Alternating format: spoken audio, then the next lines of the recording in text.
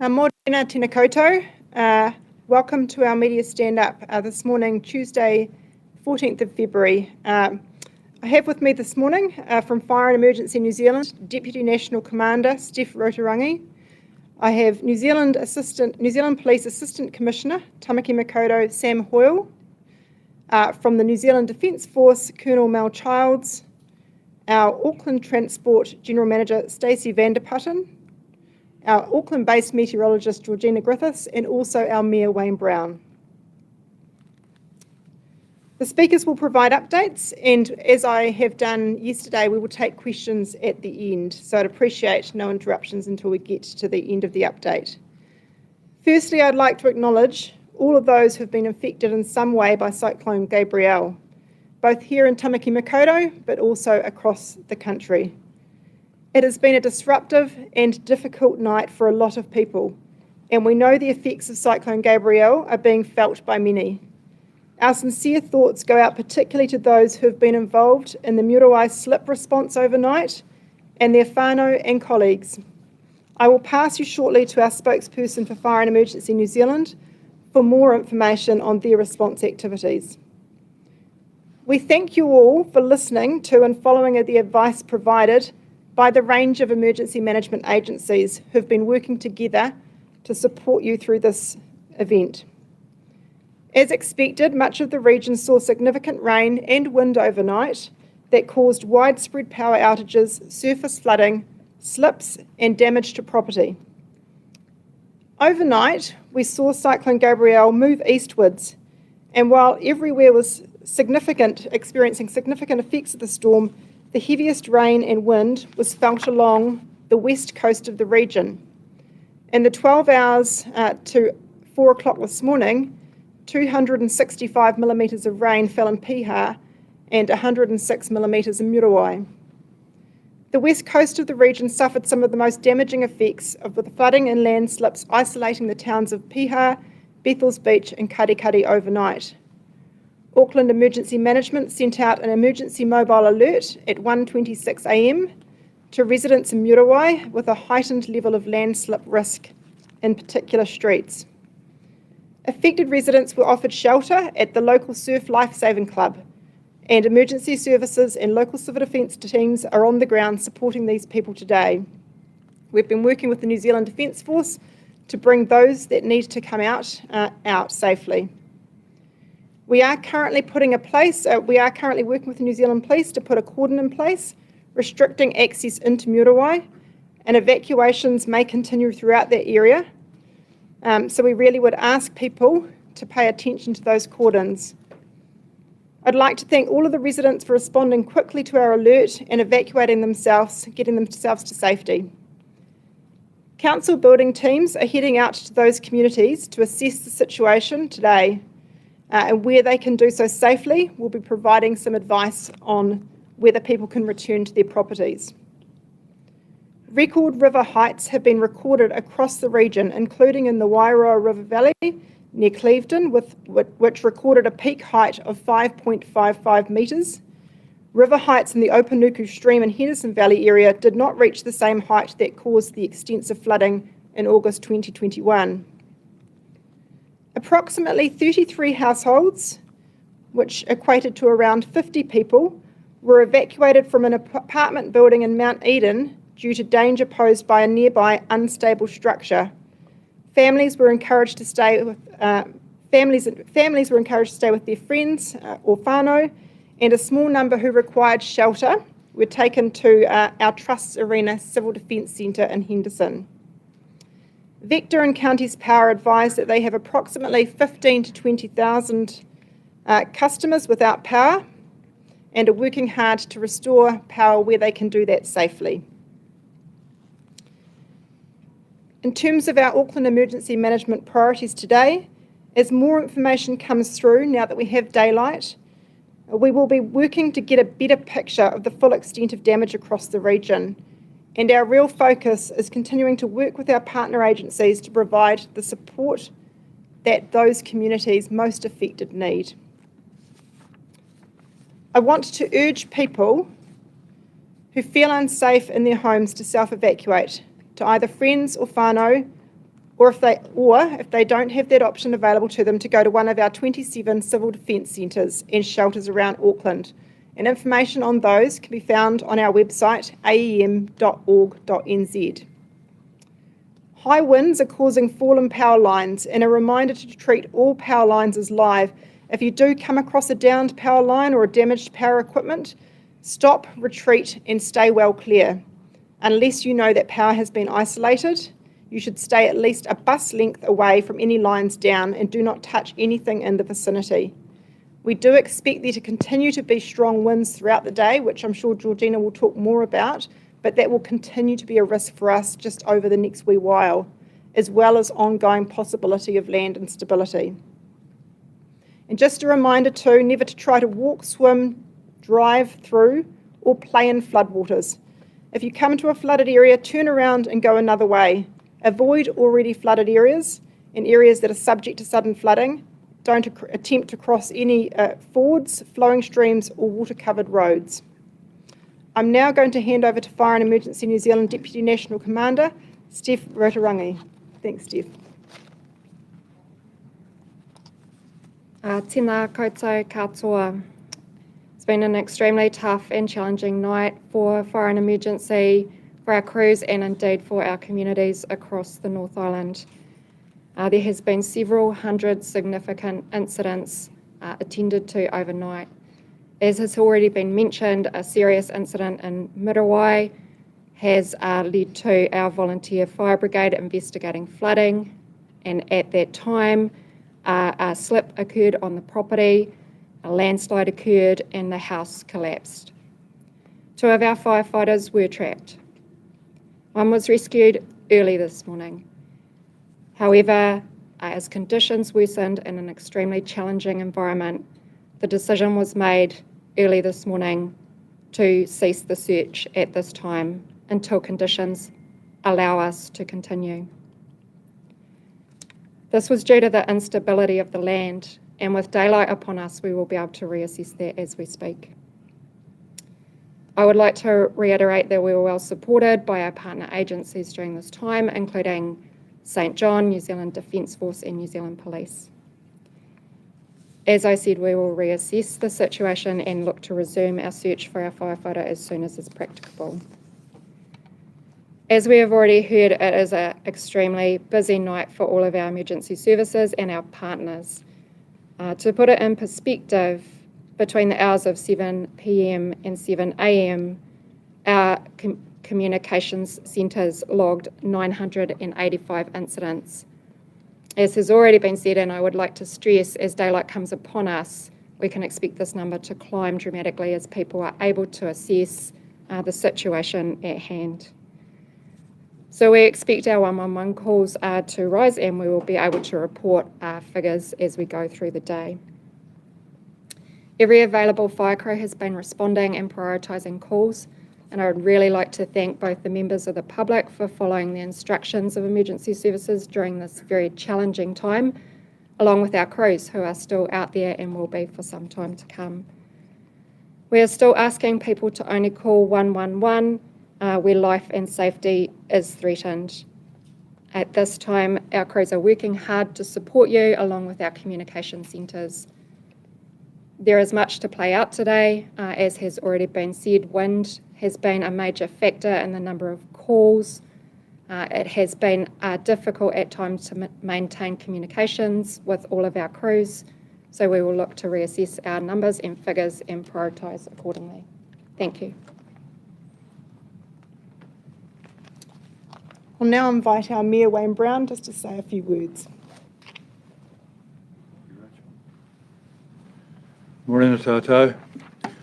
Firstly, I'd like to extend my deepest sympathy to the people of Muriwai who've had a terrible night, and in particular the local fire brigade crew who have suffered a terrible incident. I'd like to thank all of the people from all of the services who've worked hard through the night, and I recognise that thousands of people in Auckland have been impacted by the storm. But again, once again, I'd like to reiterate my thoughts and concerns for the people of Muriwai, and in particular those associated with the fire and emergency. Thank you very much.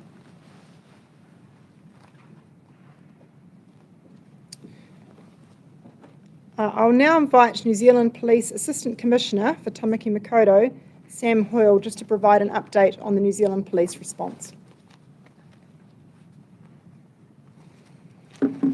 Kia ora tātou all. Look, I want to start by acknowledging our colleagues from FENS. We feel what they'll be feeling this morning as they work through the incident in Muriwai, and we'll be there to support them.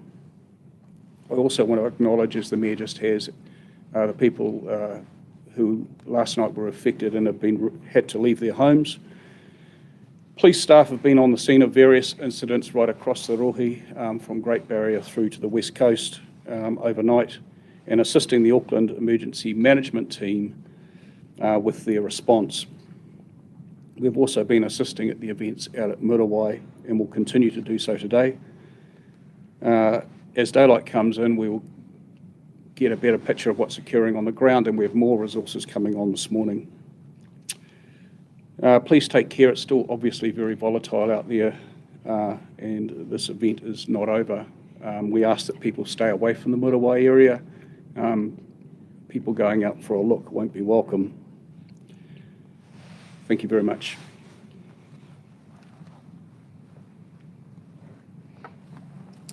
Next, I'd like to invite Colonel Mel Childs from the New Zealand Defence Force. Mel will speak to the support that they've been providing us. Morena koutou. Overnight, our Defence Force personnel across the Northland, Auckland, Thames, Whitianga, Bay of Plenty and Hawke's Bay regions have been working alongside our regional emergency response agencies and partners to provide continued support in response activities. Currently in Northland, we have 3 vehicles and response teams supporting Fire and Emergency New Zealand to conduct the evacuations in Dargaville after the Dargaville River burst its banks. In the Auckland region, NZDF responded to a request from Fire and Emergency New Zealand, New Zealand Police and St John's at Muriwai Beach in the early hours of this morning. Approximately 30 NZDF personnel and heavy vehicles and light vehicles have been in location throughout the night, assisting with the delivery of emergency supplies from the Muriwai to the Muriwai and Waimuku War Memorial Shelter. We have also been conducting evacuation from the Muriwai Surf Lifesaving Club to civil defence centres in the Auckland region. This task remains underway. We also have personnel from our New Zealand Army Reserve battalions providing evacuation support in Opotiki, Te Kaha, Napier, Whitianga, Thames, and we have liaison officers in Gisborne, Ruatoria, Napier and New Plymouth. On the sea, we have the Royal New Zealand Navy vessel HMNZS Te Mana conducting a search and rescue of an individual in distress and adrift at sea in a yacht. Overnight, Te Mana has completed a search north of the Hen and Chicken Island group and east of Breamhead. I have just been advised that a locator beacon has been activated on the vessel, and Te Mana is making best speed with an ETA, or an approximate arrival time, of 2 hours. I have no further update on that task, but as soon as we do, New Zealand Defence Force will provide immediate advisory. Finally, our thoughts are with the many communities who are affected by the devastating effects of Cyclone Gabrielle. And we just want to say that New Zealand Defence Force is ready to provide the best response possible. Kia kaha, kia tūpato, kia ora.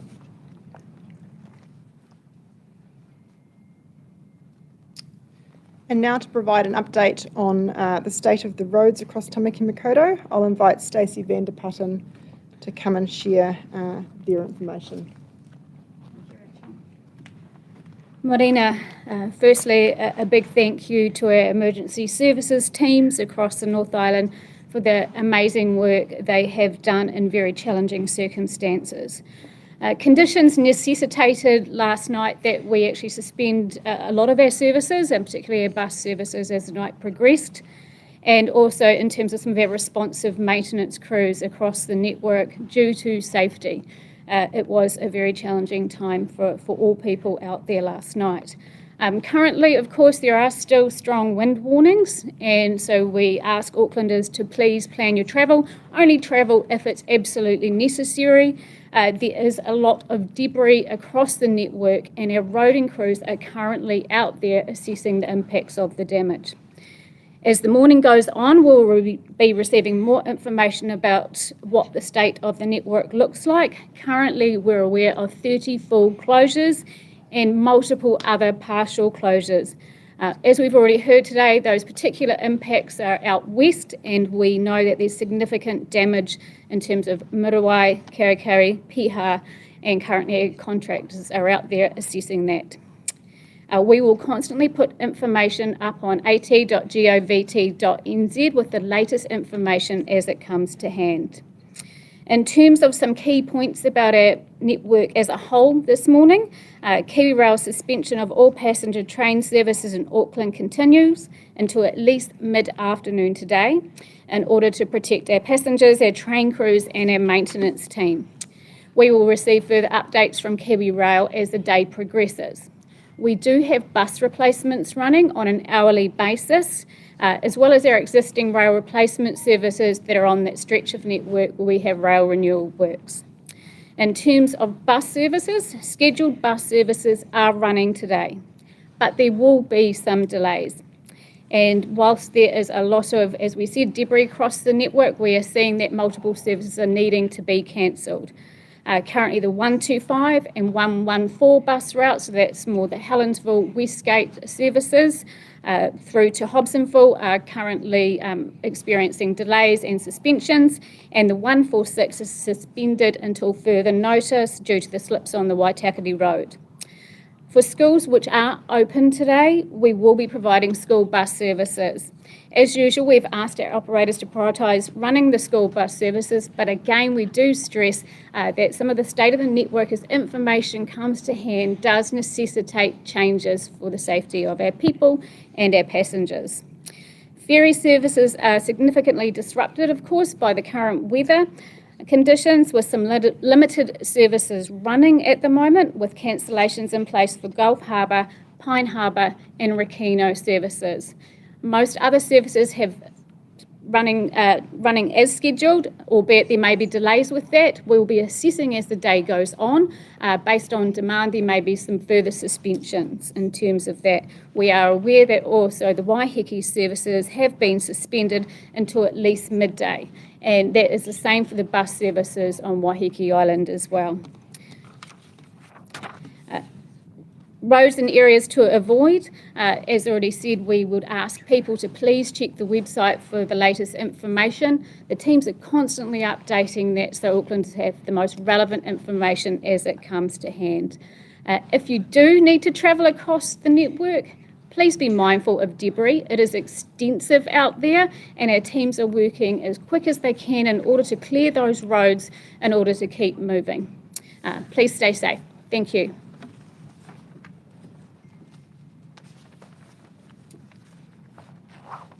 And lastly, to finish off our lineup today, I'm just going to invite Georgina Griffiths, who is our Auckland-based Met Service meteorologist. Thanks, George. Morena. Obviously it was a rough night, particularly in the west. I'll just recap this event as a whole. 250 millimetres of rain recorded out west in the 24 hours last night, and 100 millimetres of rain recorded everywhere north of the bridge. South of the bridge, pockets of 100 millimetres, but a little bit more spatially diverse south of the bridge. We also had a very windy night with the southwesterly gales, severe gales kicking in from the west. Now, on a good note, the red heavy rain warning for Great Barrier Island and mainland Auckland has now expired. The rain band has cleared the region. There's a few passing showers for the rest of today and also Thursday, but there is good news. We're in a relatively settled spell for what we've been through until Sunday, so that's the light on the horizon. We hope that we don't have to see me up here again for a wee while. With respect to wind, though, we're not out of the woods yet.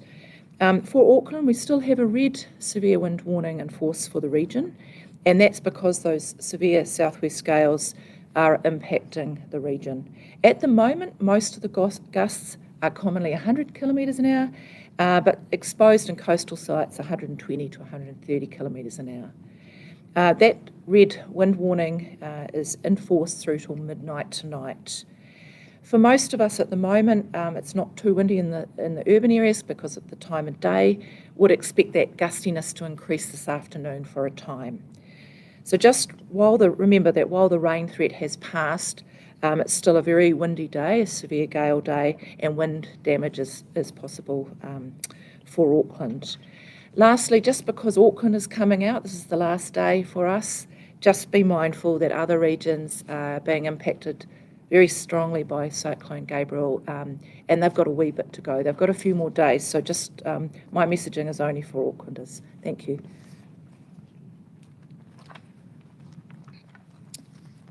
And just to wrap up, again, I'd like to express our sincere thoughts to the first responders, their families and colleagues involved in the Muriwai slip, but also to those communities that have been impacted by this event across Tamaki Makaurau, but also across our neighbouring regions. This has been and continues to be a serious and significant event for our region, and we ask that you continue to follow emergency management advice. You can find that on our website and social media channels, and again, keeping up to date with the latest weather via Met Service. Please keep in touch, look out for one another, and take care. We will be back with further information later in the day as more comes to light. So I'll end the briefing here, and I'm happy to take a couple of questions if there are any. Have we got them here? He may have popped out. Any other questions? Steve?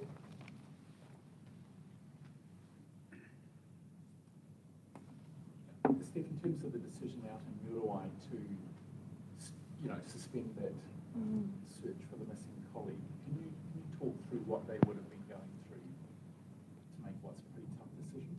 Absolutely. So our crews were experiencing extremely challenging conditions, as has been expected and stated.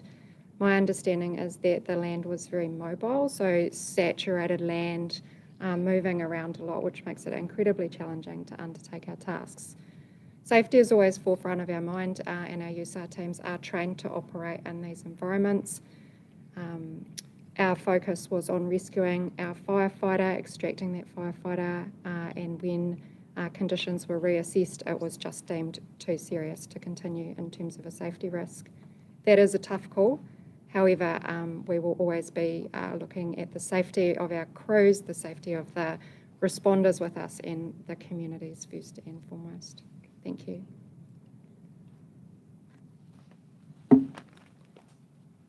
Any others? No. Thank you, everybody.